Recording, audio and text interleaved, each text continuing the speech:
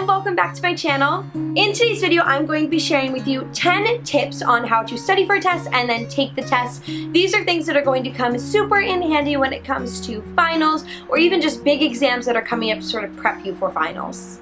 I've done videos on my channel before where I've sort of mentioned study tips, but I've never done a video where I've just sat down and talked to you about my top tips for when it comes to taking tests, and so I wanted to do that for you.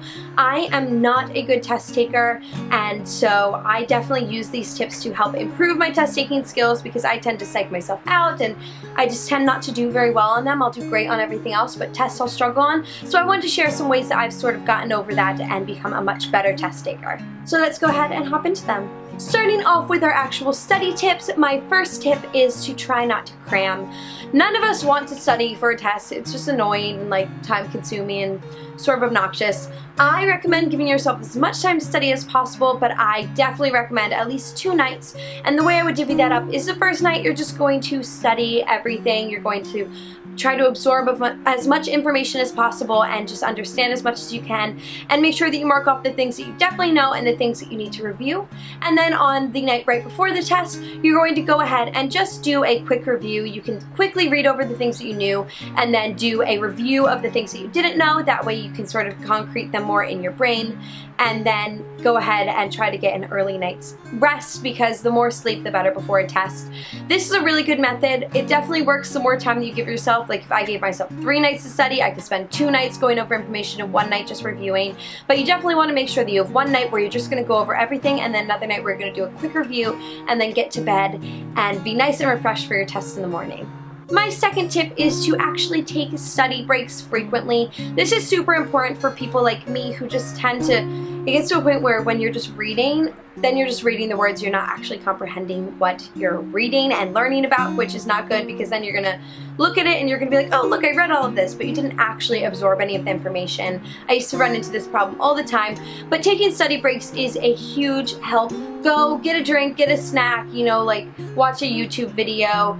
Just take a second for yourself to sort of let all that information seep in, and then go back to it, do a quick review of what you just read before you took your break, and then move on. I find this is really helpful for people if you just have trouble concentrating, you end up just zoning out and not really getting anything done. Taking breaks can be a huge help. My third tip is to create word and picture and color associations with whatever you're learning. This has been huge for me. It's just been the biggest help. I just try to think of something, if there's just something that I'm having so much trouble remembering, just wrapping my brain around a big word that I'm not familiar with, things like that, I associate it with a color or a item, a picture, anything like that, that I know that I'm going to be able to call on during the test. I'm never going to forget what the color orange is, ever. It's just, obviously, we all know what the color orange is. So if I can associate a big word that I don't know with the color orange, it's going to help me to recall it better, because I can say, oh, this was the orange thing, and it's going to help me to remember whatever it is that I associated the color orange with. I find that this is a big, just massive help. If you are a good drawer, or you know, you do better with word associations with other words, do it that way. Like if you can associate a big word with a flower and you're going to be able to doodle a flower and then come up with the word, do that. If you can sort of, if you're a little bit more like logical thinking, then think about like, what are the 3 steps that I can get to this? As in like, this relates to this, which is the thing that I need to remember. That helps me sometimes.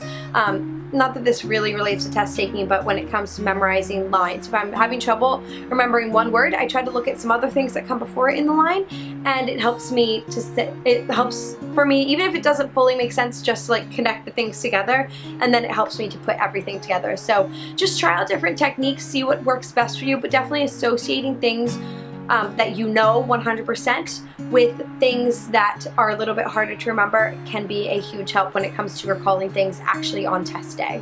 And now we're going to move into the actual test taking tips. So my 4th tip for this video is to just take a moment for the test and make sure you have everything you need. Have extra pencils, have extra pens, have scrap paper, your calculator. Just take a moment and think, what could I possibly need for this test? If you're constantly going to have to get up, sharpen your pencil, whatever, it's just going to be a distraction to you. So I just like to have everything there, ready to go. If your teacher will allow you to use highlighters, definitely bring those with you just in case. That can come in handy when it comes to color association. So just take a moment before the test, focus yourself, make sure that you have everything that you could possibly need to make sure that you ace this test. My fifth tip may seem a little self-explanatory, but read the directions. I cannot tell you how many times I have done this, and I'm sure millions of other people have done this, where you're like, oh, it's multiple choice. And then you just go and you do it because you assume multiple choice, it's fine. But sometimes the directions have further information in it. Like sometimes there'll be information that's like, there may be more than one answer, and then maybe you only select one of the answers and then you get half a point off on it or something like that. Just make sure that you're reading the directions for each section of the test because it's definitely valuable information. Don't just assume that you know what you're doing. Take the 10 seconds it takes to read the 2 lines of directions and then go ahead and start your actual test.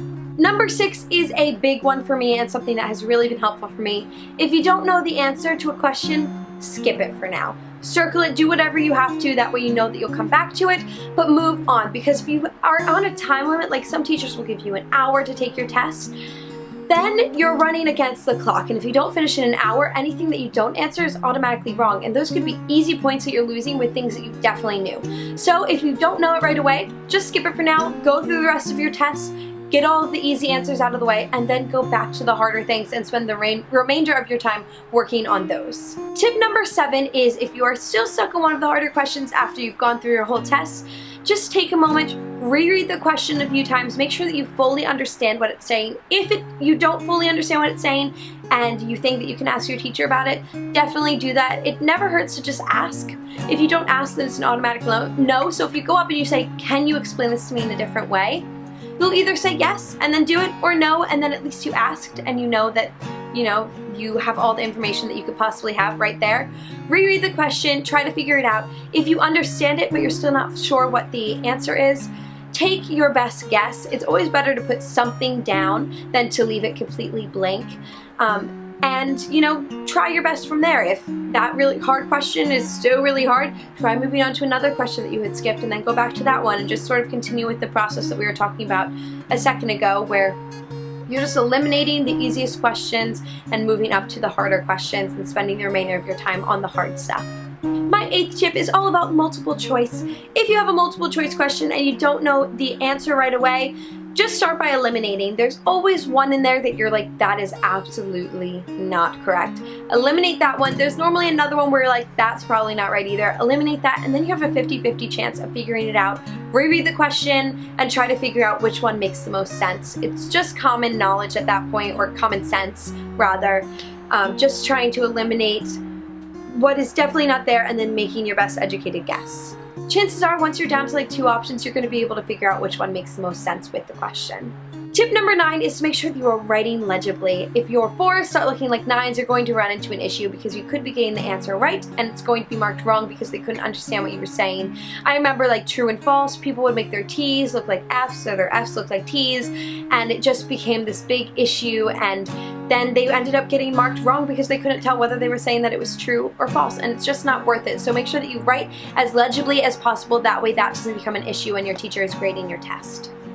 And my last tip is, once you are finished with your test, take a time check. If you have even like 3 minutes left before you have to hand in your test, go through it. Make sure that you didn't skip any questions on accident. Make sure that when you went back through and answered the hard ones, you got all the hard ones and that you answered those in the end. Just make sure that everything looks good. Sometimes you'll do weird things, like you'll accidentally put the right answer in the wrong spot, so just taking a moment to look over your test will be a huge help to you. Even if you go through and you're like, nope, totally fine, it's worth it in the end. I'm not telling you to go back through and check every single one of your answers, but just making sure that you didn't make any dumb mistakes is totally worth it. Some teachers will even give you points for writing your name on the test, and I remember in high school people would miss that, and I was like, come on, like, it's just your name, write your name on the test. So just go back through, make sure that you didn't make any silly mistakes that you'll lose points for, and then go ahead and hand it into your teacher. And that is it for my test taking tips and study tips. I hope that you found this video helpful. If you did, don't forget to give it a big thumbs up, and don't forget to leave more requests for more videos down below. Also, don't forget to check down below for more information on this video, like what I'm wearing and what music I use. And also don't forget to check out all my social media. All the links will be down below in the description. I love you guys so much, and I will see you in my next video. Bye!